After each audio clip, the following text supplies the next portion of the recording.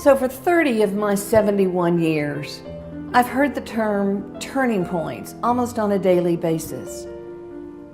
And I think turning points have been a major part of my life when I've taken the time to stop to realize them. And so when I look at them, I realize that a turning point is a major event in my life that has happened I probably did not control. It happens exactly at a certain moment, so I know when they've happened. And they usually change my life in a very positive direction. The first one I can remember is when I was about 4 years old, and I grew up with my mother and my sister Terry. And I made the decision, for reasons I don't know, that I was not going to talk anymore. I just didn't have anything else to say. And I announced it to my mother and my sister. They were shocked. Mother was just highly dramatic about it. And I went for several days, if not weeks, without talking. And what I loved about it was that I had control of the family. And they were ill at ease, and I loved that, and I knew that whatever I wanted I could get. I just couldn't talk about it. Until one day my sister Terry looked at Mother at the dinner table and said, "Mother, if you would stop treating Jeanie as though she's a problem child, she will stop acting as though she's a problem child." Now, I didn't use these words as a child, but today I would say, "My dear, I am busted." But what I knew as a 4-year-old child was that I really couldn't run a racket on my family, that I was going to be called down on it. And so I stopped my silence and started talking again. That was my first turning point.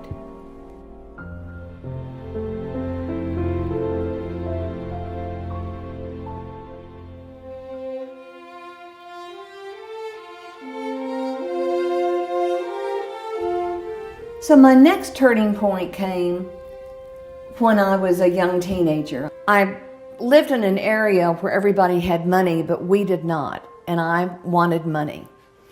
And the only way that I could get money was to do what I did best, and that was swim. And so I knocked on the doors of all of our neighbors, and I said, "I will teach your child how to swim. I'll come pick them up and bring them back home, and I can even babysit at night." Well, they were delighted. And I don't know what I started at money-wise, but probably $2 an hour. And that first week of canvassing the neighborhood, I got like 8 students and started teaching them immediately. The next year, they would call back in January saying, "We want to enroll our child again to teach, so that you can teach them how to swim, and that's great, but it will be $5 an hour now." And I did this for years, and increasing the price every time and getting more students. While this was going on, a child was born to an unwed mother, and the child was born prematurely and had severe problems, not the least of which was the child was very disfigured because his eyes had not developed. An eye surgeon in town made that decision that he would operate on this child to improve that eye situation, and in that process they decided to take this child, whose name was Paul, in as a child. They adopted the child. And the whole town was talking about it because it was such a great thing they were doing. So the doctor called me one day and said, "You know, we have this child." And I said, "Yes, and we would like for you to teach him how to swim." Well, I was absolutely wild with enthusiasm because I knew that I could charge a fortune to teach Paul how to swim. They said, "Well, we want you to come over and meet him, and we can see you early in the morning because we know that your classes start early in the morning." I said, "That's wonderful. How is 5 o'clock tomorrow?" And they said, "That's perfect." I arrived at their house, and it was ching, ching, ching all the way, knowing the money that I was going to get teaching this child. And they said, "Can we bring him out now?"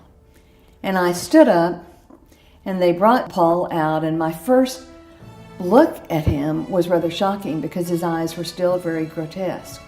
They put him in my arms. And Paul, with his little tiny hands and this bright, bright red curly hair, started feeling my face and my shoulders and all over my body, and he burst out laughing. And I realized that this child in my arms was an angel.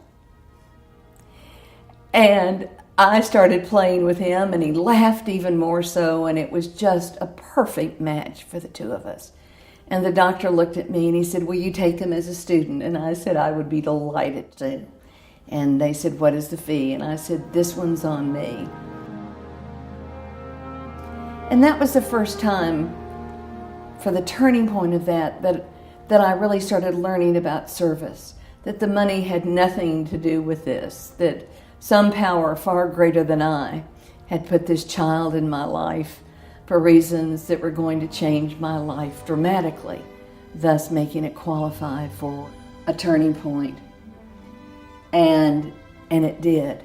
Paul and I spent probably 5 or 6 years together. I taught him how to swim. He learned very quickly. But when I had a cancellation, I'd go get him and play with him, or I'd pick him up in the afternoon and I would take him to do errands with me. And what continued to happen when Paul was in my arms is that strangers on the street would stop and say, "Who is this angel you have in your arms?" And he would do the same things to them that he did to me. Paul lived to be 35 years old and he died.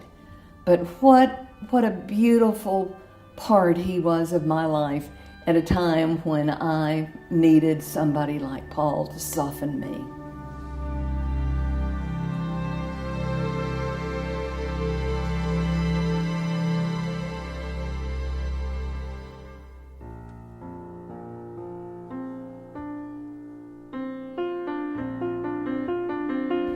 These turning points continued in my life. The one that comes to mind next is I was traveling in Europe, and I had probably seen one of the movies about Michelangelo, and I wanted to see the David. And so I was in Florence, and I went to the museum where the David is housed.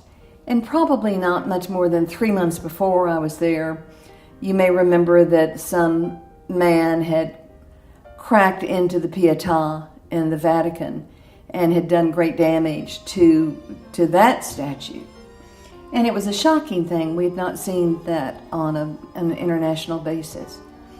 So I went into the museum with the David thinking about that, and as I first walked into the room where he is, I was overwhelmed with his size.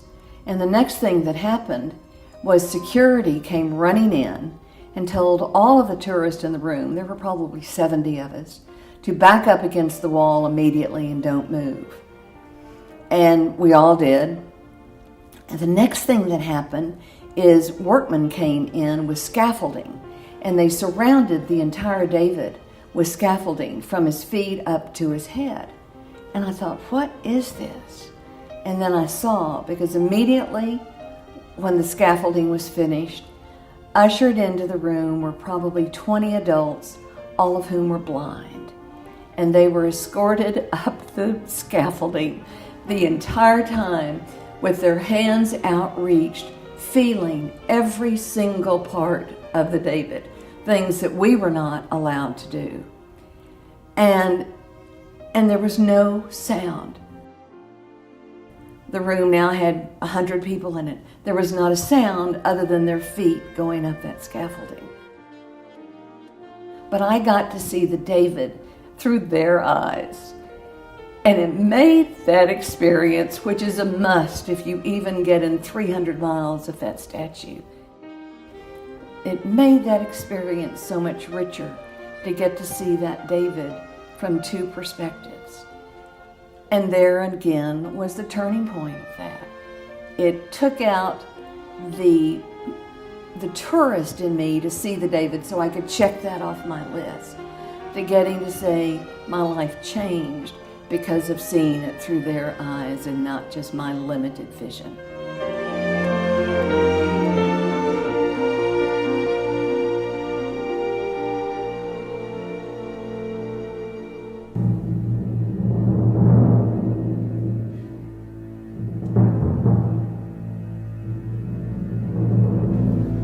made the decision to volunteer at the Houston Zoo.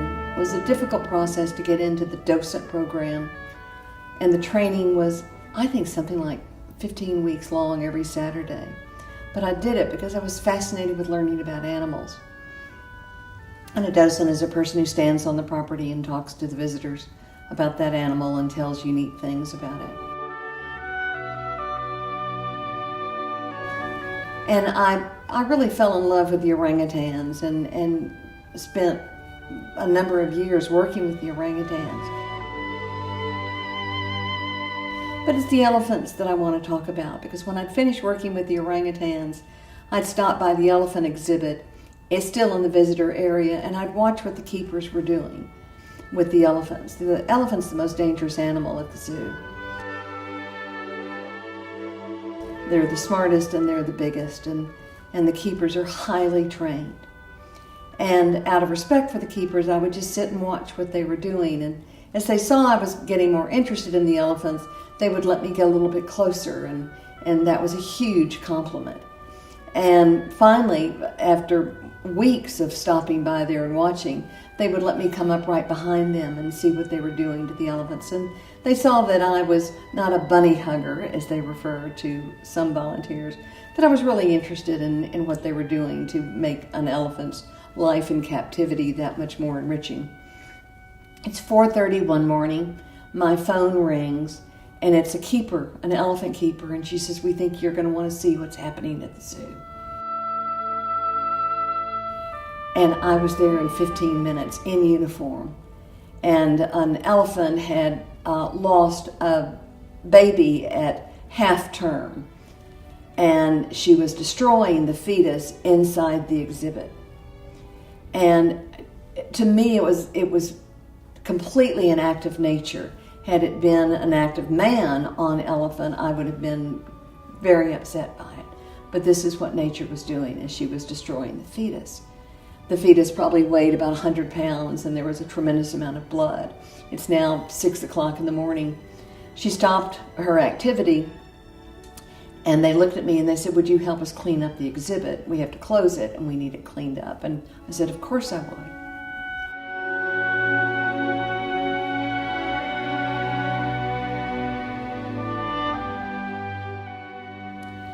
I had to be back at the zoo that night for a function where we have families come at night and I tell stories.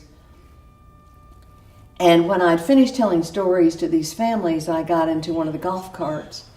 The night was a full moon and it was a beautiful night.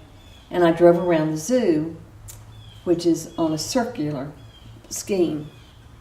And as I got closer to the elephant exhibit, I heard a sound that could only be described as a wailing. I've never used that word, I only have seen it in books. But it was a wailing, and I drove up to the top of the exhibit in the golf cart, and I kept the lights of the golf cart on, and I looked down, and here was that mother who I had been with that morning as she destroyed the fetus. And the noise was coming from her trunk, which was perfectly perpendicular to the ground, and she was crying, or what I interpreted as crying, but it was wailing. And as I looked more closely, I saw that other elephants were spooning around her, and they also had their trunks up. And how I interpreted that was they were helping her grieve the loss of her fetus. And that's when I realized something that has helped me every day since, that I'm not supposed to grieve alone, that I'm supposed to grieve with others and have them help me with grief, where my history had always been to keep it to myself and get over it without people realizing the loss that I had sustained. And I had to learn it from elephants. And every time I would look at those elephants from that point on, I would thank them for telling me one of the biggest secrets of life.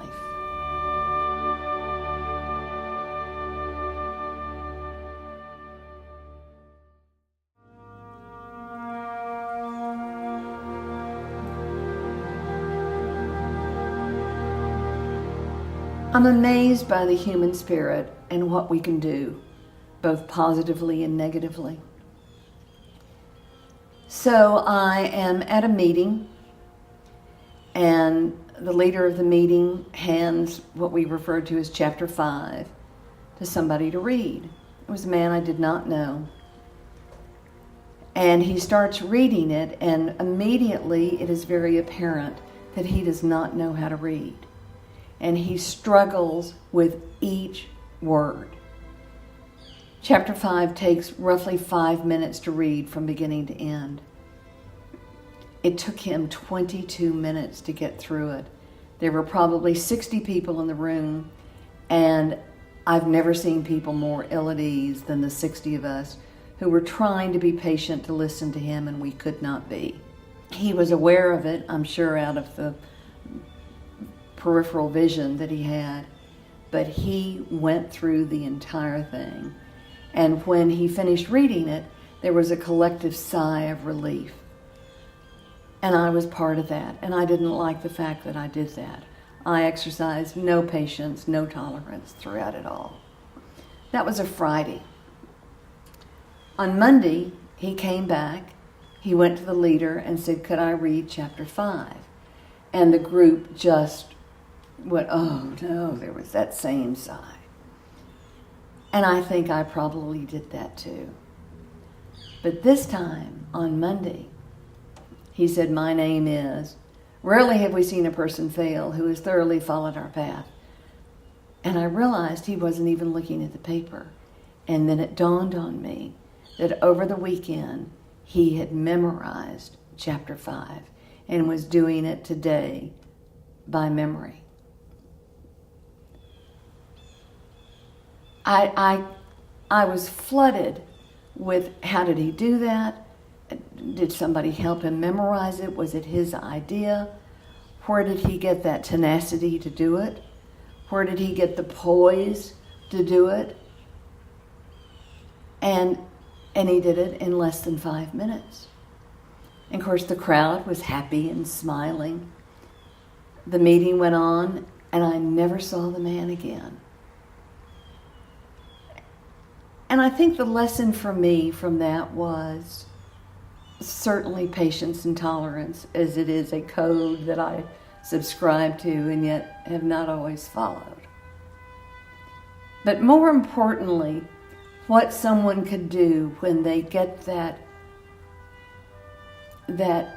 opportunity to correct a situation where they were embarrassed. And I've never seen him, as I said. I wish I could see him, because he taught me a lot about determination and what can be done when we put our mind to things.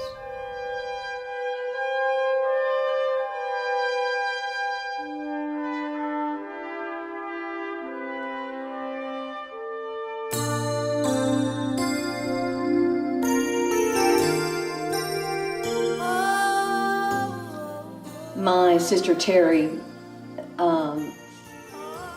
had stage 4 breast cancer and had a mastectomy immediately.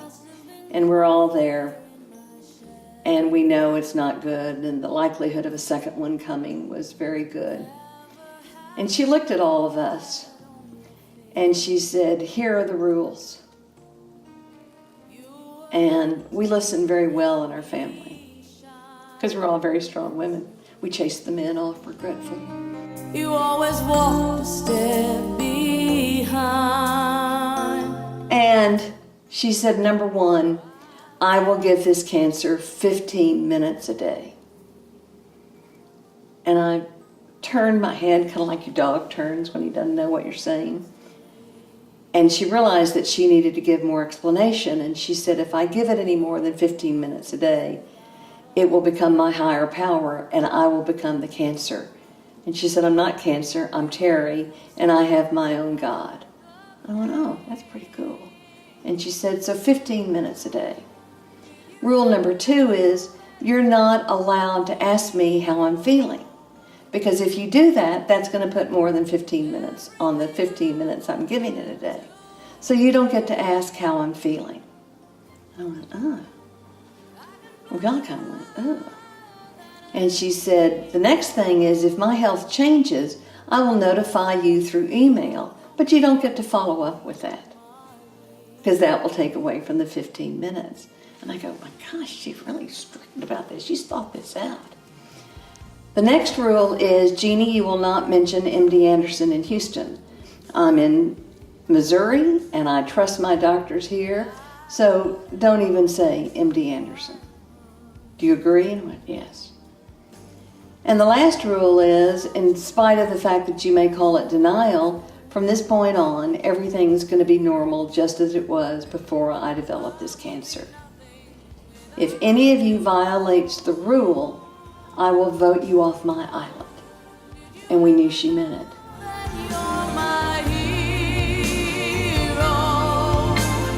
We honored those rules to a T, and it was difficult. We talked among ourselves, but we never involved Terry in any of it. When she developed the second cancer, that was the more aggressive cancer, she reminded us of the rules, and we said, oh, we've got that down. But I knew when I was listening to her tell us her rules that I needed to pay extraordinary attention to it. And I realized that I knew then that it would happen to me years later. I wish I could be. And what I've come to realize is that one of the three most boring conversations in the world is to talk about your own health. It is boring. People tune out. They even glaze over. They'll act sincere at first, but after the third time I'm talking about my health, they don't want to hear it. This is actually on a list on the internet. The second most boring conversation that we have with each other is about the vacations that we have taken. And I go, how did they know? I hate hearing about other people's vacations. Maybe one or two sentences is fine, but beyond that, it just becomes filled with hyperbole, and I get bored. And the third most boring conversation on this internet list, it was done by Bloomberg, was talking about our children. And I go, that's right, I don't like hearing about other people's children. And so I have made it my goal in life not to talk about health, vacations, or other people's children because they're boring conversations. And I still believe that, and I've made people angry that I don't talk about my health, but that's their problem. And when they look at me and they say, Jeanie, you don't look as though you're sick, what that says to me is they think I'm faking it. And so my response is, and you don't look as though you're stupid. And they don't ever ask me again about my health. The wind beneath my wings.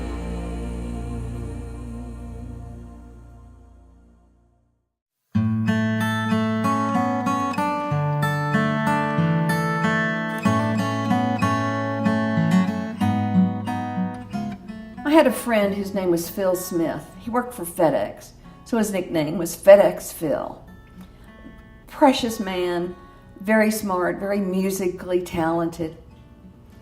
He had a sister he just worshipped, and she had a lovely family. And during surgery, an error was made, and she died on the surgeon's table. And I think she was 35, 40 years old. And we all were just crushed because Phil loved her so much. Bob Scandal and I went to her funeral. And the first thing that was unusual about the funeral was it was very far out of town, out I-45. Probably took us 45 minutes to get there. And we arrived and the place was packed. And Bob and I found 2 seats together and sat down, and the service started. And it was the first time I had ever seen members of the congregation get up from their seats and give eulogies to this wonderful woman who had died. They didn't even go up to a podium. They stayed at their seats. Well, I was first put off by that because I'd never seen that before. And then I started listening to what these people were saying about this woman. And they were saying not, oh, she was a great woman and did so many kind things. They talked very specific things about what she had done to make their lives better. And they were remarkable things of keeping their children while they had been gone on an emergency trip, and keeping their children for 3 weeks and making sure all the children's needs were taken care of, and giving money to their to students who needed it for tuition. The woman just went out of her way to be of service to her friends. And each person told just a more touching story about what she was done. And after about the fifth or sixth story, I looked at Bob and I said, I wonder if they ever told her how much they appreciated that while she was still alive. It was as though a thunderbolt came through the steeple of that church and came down and hit me, because I realized what I had said. I would tell other people that Mary Sue had done something great for me, but I really hadn't told Mary Sue what a lovely gesture she had made. And I decided I would call these verbal bouquets. And akin to what I had done in some other things that had changed my life, so I started giving people verbal bouquets immediately. Sometimes I would write them in a letter, a long letter, of this is what you've done for me that's made my life better. Sometimes it would be in a phone call. Sometimes it would be in a public setting. But I started making it a point to tell people this positive feedback on how they had made my life better.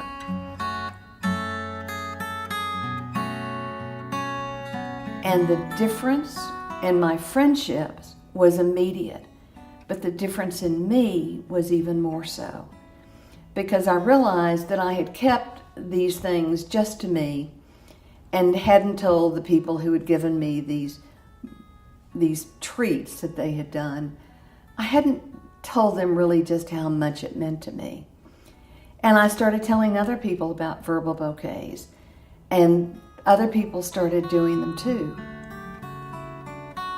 And to this day, I still write, 2 or 3 notes a week to people on what they've done for me and how much it means. Sometimes it's just paying attention and saying, I know you're going through a difficult time, and I've been thinking about you, and how is your dog doing? And how much it meant to keep that follow-up. And how much sweeter it would turn that dark side of me into something that I really wanted to become. And all because of Phil's sister's death.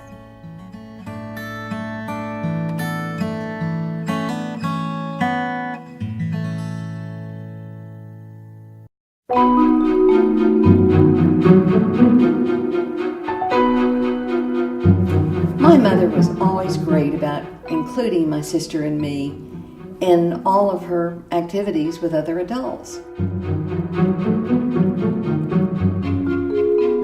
We knew how to behave, and it was great, and got to learn a lot more quickly. There was one day when Mother had about 4 of her friends over, and they had brought their children, all of whom we'd grown up with. And we're sitting in a room, and just the flow of conversation is wonderful. And one of the women, who had been somewhat of a surrogate mother to me, said out of the blue, Jeanie, I've always liked you, but I've never thought you were very authentic. Well, I was born with this gift of knowing when I was hearing the truth. It's one of the best gifts I've ever gotten. And I knew that this woman was telling me the truth.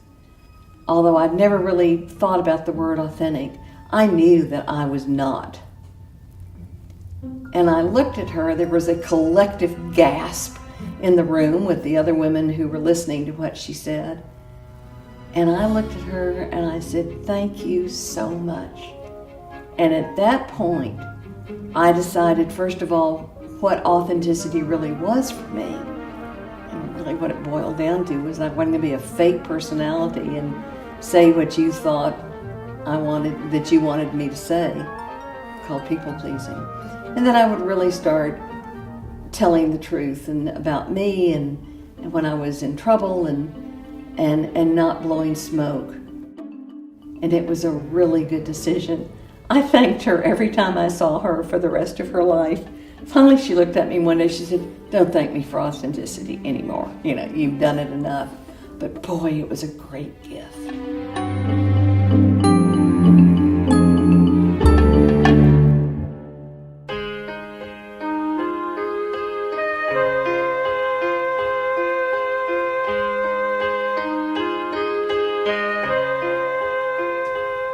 whoever came up with the expression that get to is just such a positive gift that we get, but I sure do like the idea of it. I've been able to get to stay sober for 30 years. The time flew by. The changes have been incredible, although slow, and I get to watch other people change as well. I've been able to get to sponsor some of the finest people I've ever known, and they become very close friends, and we share the most intimate secrets together, and it's the most unconditional relationship that I have, except for the relationship that you have with a dog. I've been able to get to have a sponsor for the last 6 years who has given me incredible direction. I get to do something that very few people get to do. I got to raise a baby orangutan from 92 hours old until we passed it to a surrogate orangutan 2 years later. And there are only 30,000 of these animals left in the world, and it was one of the richest experiences I've ever had. I got to travel the world for 2 years by myself on a whim that started that I never thought would develop into the incredible experience that it was. It did involve being deported from Mexico, but that's another story. But I got to see the world, and I got to see how other people live. And I loved it, and I encourage people traveling by themselves anytime they can. I got to be in the recruiting business for many, many years, being taught by one of the brightest, funniest women I've ever known, who was my mentor and who taught me how to do that business the right way. And then she died a tragic death at her own hand. And that changed me, and yet never took away from what she told me for all those years. I got to go to Alaska on a cruise. It was on my bucket list. And I got to go with two wonderful people. And to see that country, and to see those animals, and to see the glaciers up close and personal, knowing that in another 20 years they won't be there, saddened me and gave me joy that I did get to see them. I got to be with my mother when she died. And I got to be a good daughter to her for the last 20 years of her life. And that was because I learned how to be a good daughter and not be the selfish one that I had been. I got to, just by luck, spend 3 days with President Jerry Ford when he was President of the United States.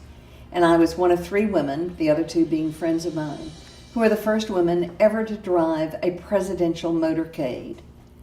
And I've got to tell you, it was an experience with Secret Service and with training that I think of probably on a daily basis. What a treat that was. And Jerry Ford was wonderful to us. I get to have the words to say that I've had the same best friend for 36 years. From the moment I met her until today, we have never had a disagreement. And to have that kind of comfort and safety with somebody as wonderful as she is such a treat. And it's just been a lovely relationship. I've also had some other incredibly valuable friends with whom I've had long-term relationships. And I've had many of those friends also leave. And leave in anger, and that has saddened me. I have learned, however, that I get to forgive, and when I forgive, I lose my right to hold them as hostage anymore. And that's been a wonderful lesson to learn. And I'm delighted to say, as this is the last chapter of my life, that I have no closed minds or any bad feelings towards anyone in my life. And that is because of forgiveness and because of learning how to go to people and say, I did you wrong.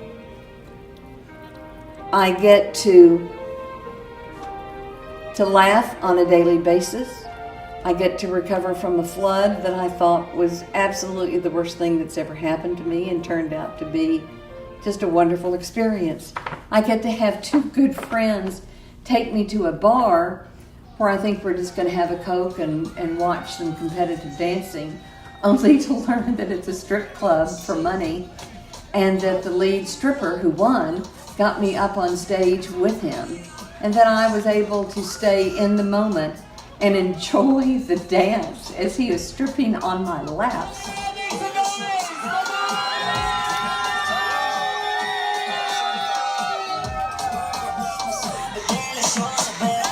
And looked at him and said, if you'll follow me, I'll get you that much more money. And he got a ton of money that night. And I've never been happier and never laughed as hard. And just glad that my mother was not alive to see it. I get to stop driving because I was a menace on the street, as evidenced by 8 wrecks in 1 week. I went to my insurance carrier and I said, this is not a good deal. I shall take myself off, and to make sure I would not cheat to go out in the middle of the night to get ice cream, I sold my car as well. And that was a good get to. I get to laugh at myself, because I find that I do some of the most ridiculous things ever, and I finally learned how to laugh at myself. It's been a wonderful life, and I've had the time of my life living it.